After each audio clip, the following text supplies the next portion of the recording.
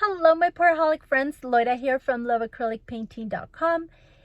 I just want to do a quick video. Well, I don't know if it's going to be quick, but I want to share a personal story with you guys about how art helped me when I was going through a very, very rough time in my life. And so I wanted to share this with you in case you're going through a rough time, a rough patch in your life, and you might want to use art as a therapy.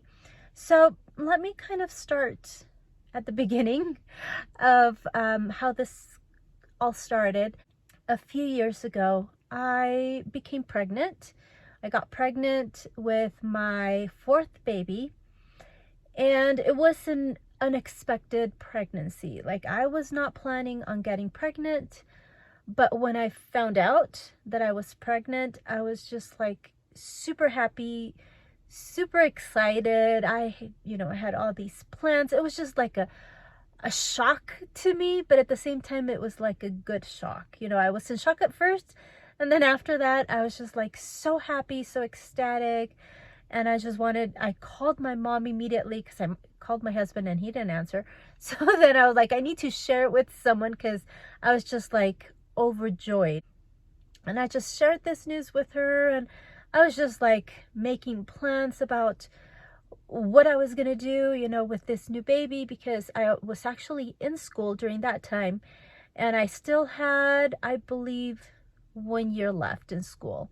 And so it was gonna be a rough time, because I was gonna be pregnant and going to school, and at the same time I already had kids that I had to take care of at home. And so it was going to be super tough. And I was just talking to my mom about, what am I going to do with this new baby? I think I had about 11 weeks of pregnancy, but I was just so busy with school and I didn't keep track of my period. And so I didn't really think that I was that far along, but I was.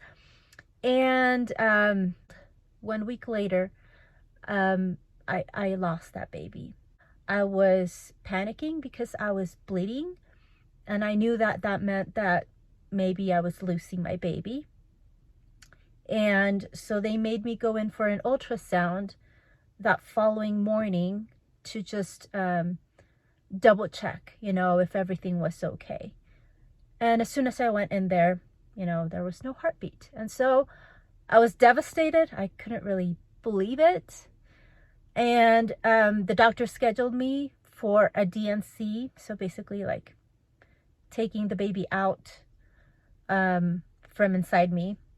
And he scheduled that for the next morning. That was one of the hardest days of my life, because usually, when you're pregnant, you go in with a baby inside and you come out with a baby in your arms.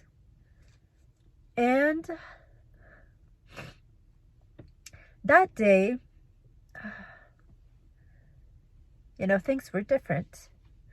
I was going in with a baby and I was coming out empty-handed.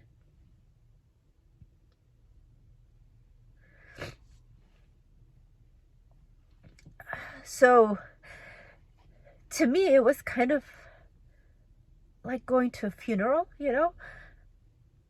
going in with a body of a loved one and coming out of that cemetery without that loved one. And so that was the hardest day of my life. And after that, things got worse. So I was just so sad, so depressed. I just couldn't live with that pain in my heart. And it's probably hard, to explain this feeling to someone that hasn't gone through it. The only way that I can explain this pain is that it's as if you feel that your heart has been shattered into a million pieces. And it's a feeling where you cannot breathe.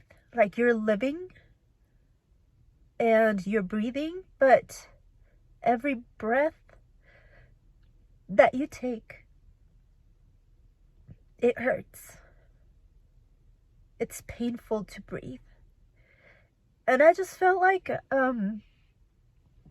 I was dying. I just felt like that pain was too much for me to bear. And I was just slowly dying inside of me.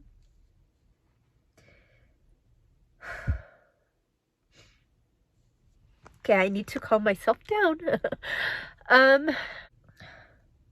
Okay, I'm sorry, you guys, but you know, whenever I tell this story, it just gets to my heart all over again.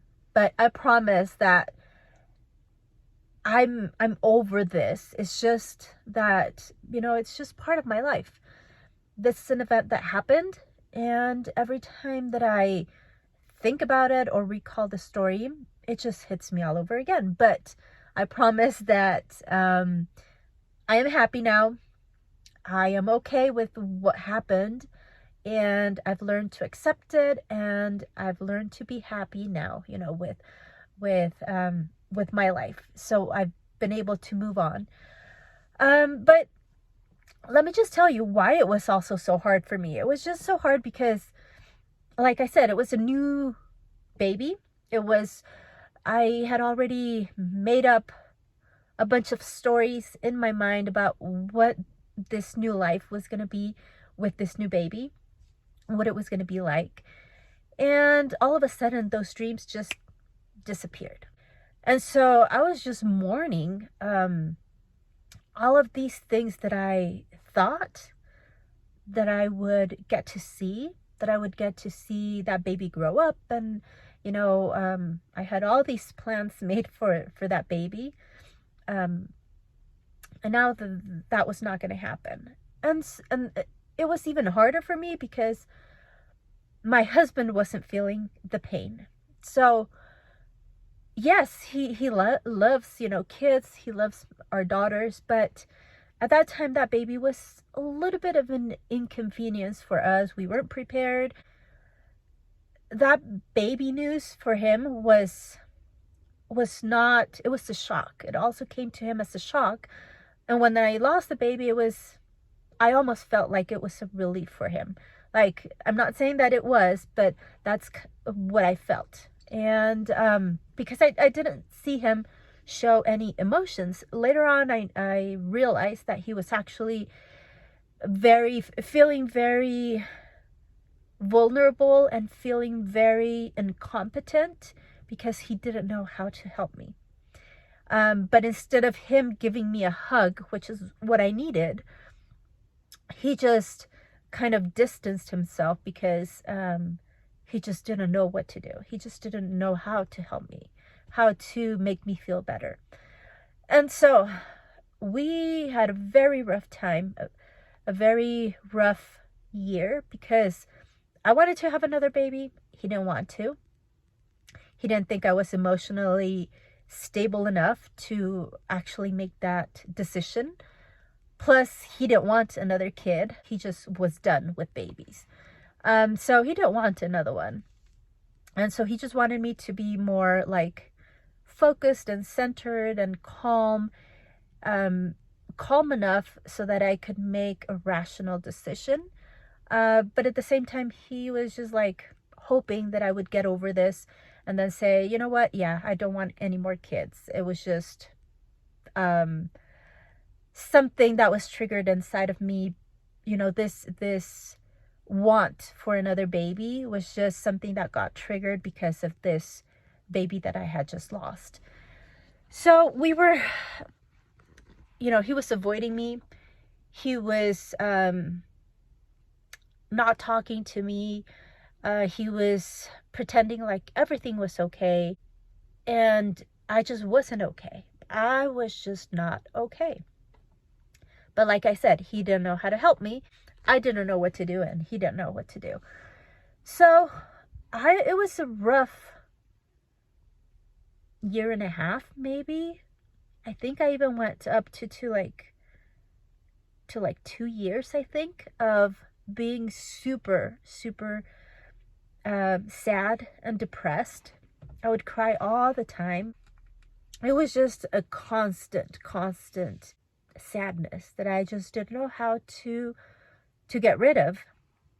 And in that time, I came across acrylic pouring, and this idea came into my mind, that I needed to let go of that baby, because I was feeling that me mourning that baby was obviously not beneficial for me, not beneficial for my other kids or for my husband, but it was also not beneficial for my baby. So my baby couldn't rest in peace because I was still not letting him go. So I still, how can I explain this? Like, I was just so attached and so emotionally invested in this baby that I just couldn't let go. And I felt that me not letting him go was preventing him from going to where he should be, to his heavenly home. And it was just preventing him from moving on, because, if he saw me sad, he would probably not want to leave me. He just couldn't move on himself. And I couldn't move on, and no one could move on. I knew that I had to let go, but I just didn't know how to. And I kind of felt guilty of letting go, because for me, in my mind, I was thinking, well, if I let him go, I need to turn on some lights. But I was thinking to myself, well, if I let that baby go, does that mean that I'm choosing to forget him? And I don't want him to feel like I don't want him anymore. I don't want him to feel like I'm all of a sudden over him. And I don't want him to feel like his mom doesn't love him enough. I knew that it wasn't true, right? But at the same time, those were my thoughts. I just didn't want that baby to think that his mom didn't love him enough. And that's why she was choosing to let him go. I don't know if that makes sense, but that's kind of what I felt, that letting go would make my baby feel. So I thought, well, okay, how can I let go, but at the same time not feel guilty and let my baby go to where he's supposed to go in peace, knowing that his mommy is okay.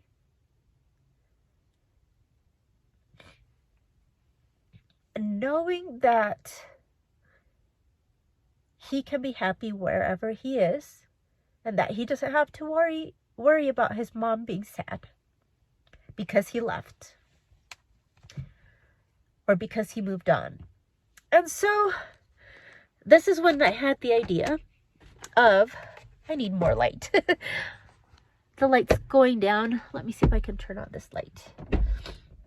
Okay, there we go. So that is when I had the idea of writing a letter and writing all of my feelings towards that baby. Basically writing a letter to him, letting him know that me letting go didn't mean that I was gonna forget him.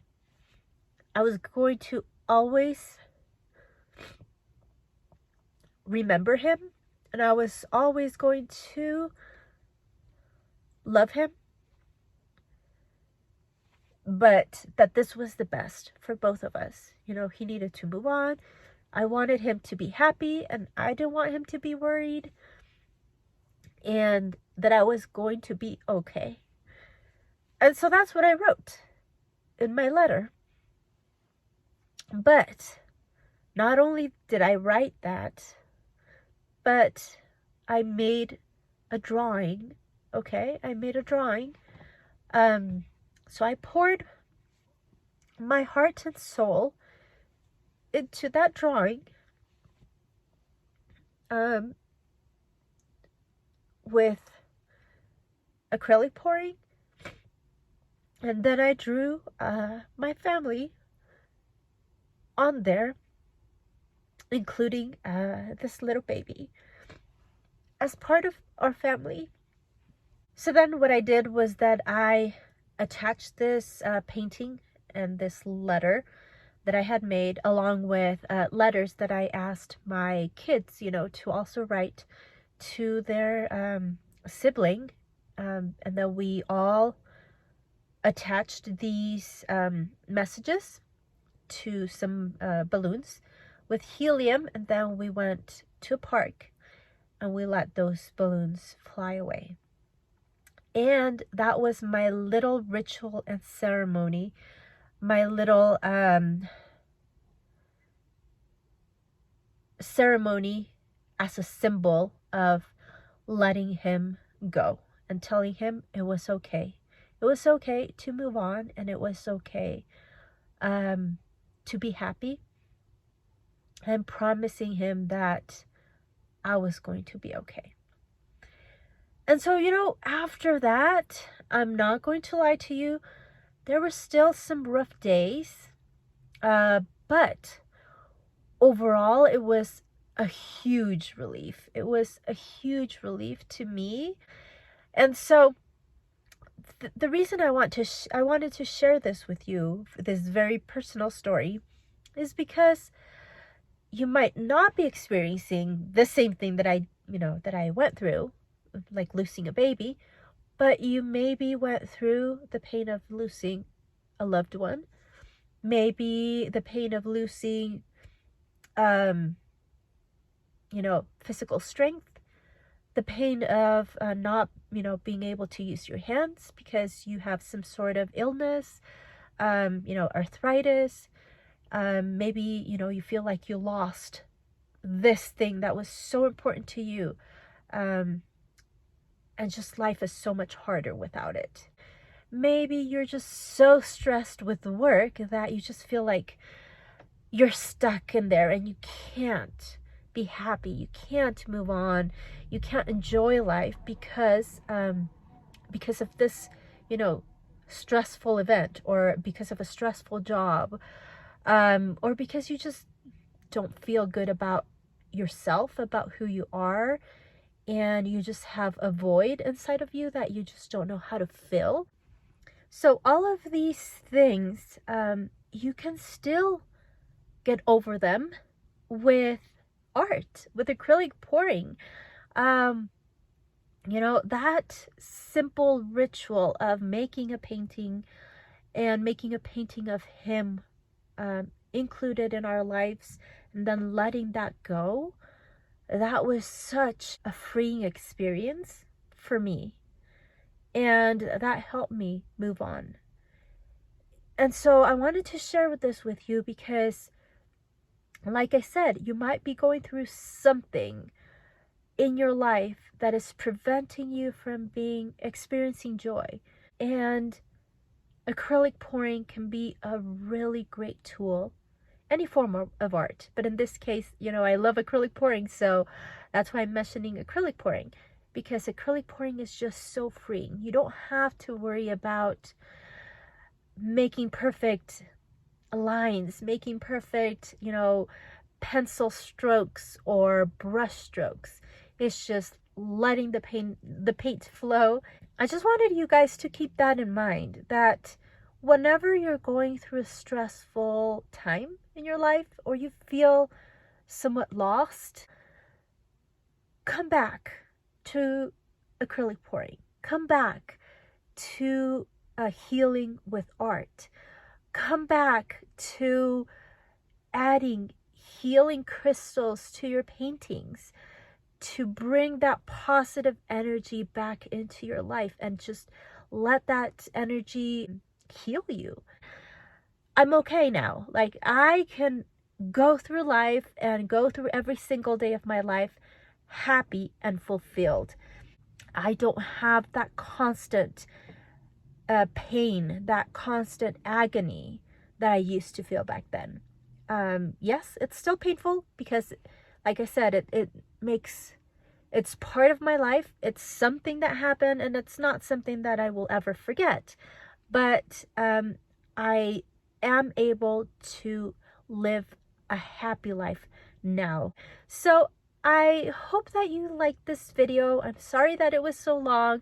If you have any comments, if you are struggling with anything and you want to, talk about it, leave some of your comments down in the description box below, and I'd be happy to chat with you, give you some advice, or maybe just, hear you out on whatever's going on with your life. And hopefully you can use art therapy in your life to help you heal. And I'll be seeing you in my next video.